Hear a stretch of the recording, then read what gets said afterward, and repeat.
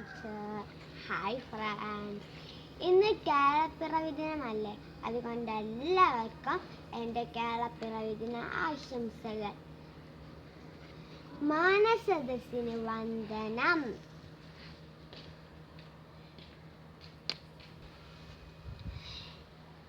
November 1 കേരളപ്പിറവി ആഘോഷിക്കുന്നത് 1956 November 1 നമ്മുടെ കേരളപ്പിറവി ദിനം രൂപം കൊണ്ടത്. ഇത് 64ാം കേരളപ്പിറവി ദിനമാണ്. നമ്മുടെ മാതൃഭാഷ മലയാളമാണ്. ദൈവത്തിൻ്റെ സ്വന്തം നാടാണ് കേരളത്തിനെ വിശേഷിപ്പിക്കുന്നത്. കേരളം എന്ന പേര് ലഭിച്ചത് ചങ്ങകൾ കുറേ ഉള്ളത് കൊണ്ടാണ്. 14 ജില്ലകളുള്ള കേരളത്തിൻ്റെ തലസ്ഥാനം തിരുവനന്തപുരമാണ്.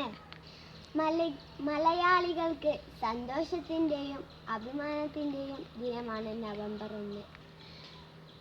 ഒരിക്കൽ കൂടി എൻ്റെ കേരളപ്പിറവി ആശംസകൾ.